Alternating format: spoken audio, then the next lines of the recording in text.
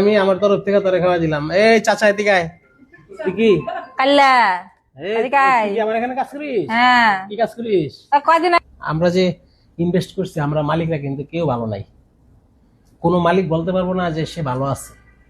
কেন জানোস? 10 তারিখটা আসলেই আমাদের ঘুম হয় না। 5 তারিখ থেকে আমাদের ঘুম হারাম। কেন? তোকে বেতনটা টাইম মতন দিতে হবে। আমার যেমন বাল বাচ্চা, আমার যেমন সংসার আছে, ঠিক তোরও তো বাল বাচ্চা সংসার আছে, মা আছে, বোন আছে, একটা ভাই লেখাপড়া করে, হ্যাঁ, বাপে অসুস্থ বা বৃদ্ধ মানুষ, চিকিৎসার টাকা, মুদিবাজারের টাকা, হ্যাঁ, বাসা ভাড়া, ঠিক না ভাই? ঠিক, একদম সত্য কথা, যেটা সত্যি কথা, হাসার কিছু নাই। এই যে আজকে মনে কর তোরে ঈদের আগে তো বকছিলাম না, যে কোনো একটা ভুলের কারণে। ফ্যাক্টরি যদি না থাকে, তুই মেশিন চালাবি কই? তোর কাজের যে একটা দক্ষতা, তুই যে কাজ জানো, সেটা প্রুফ করবি কই?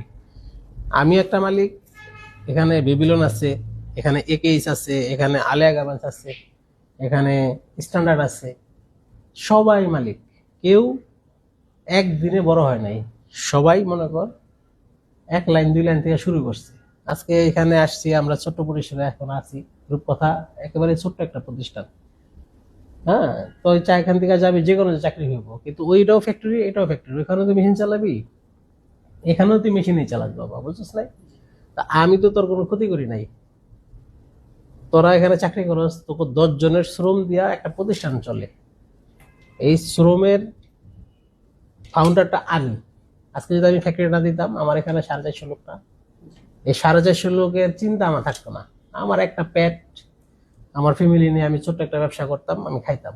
এখন আমরা উদ্যোক্তা যারা, আমাদের নেশা হইলো প্রতিষ্ঠান তৈরি করা, আর আমাদের দেশের যে সমস্ত ছেলেপেলে আছে এদেরকে চাকরি দেওয়া। পৃথিবীর সব দেশই আছে যারা উদ্যোক্তা, যারা ফাউন্ডার ব্যবসার, তাদের লোড এক্সট্রা থাকবেই।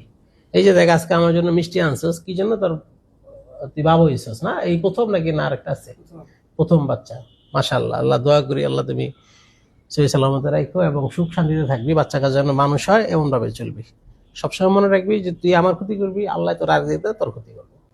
আমার প্রতিষ্ঠানে আর চালানোর মতন ক্ষমতা, আমি ছোট ব্যবসায়ী, আমি একটা বেচে একটা কিনি, একটা অর্ডার শেষ করি, আরেকটা অর্ডার আমরা নিই। ঠিক আছে, নে তুই আগে মিষ্টি খাবি। তুই ছেলের বাপ নাকি?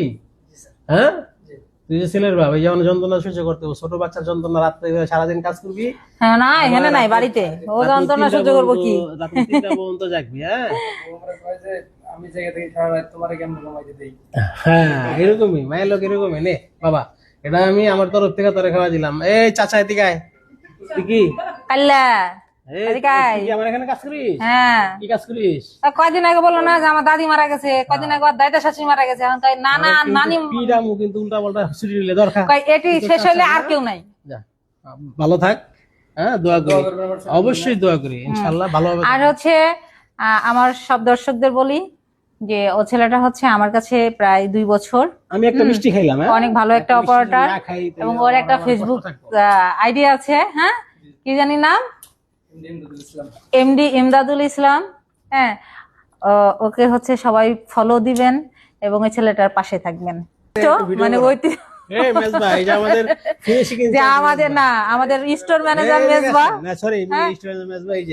একদম মানে উনার ডে নাই রাত নাই কোনো সময় নাই, খালি শুধু একটা ফোন দিব, মেজবা এসে হাজির।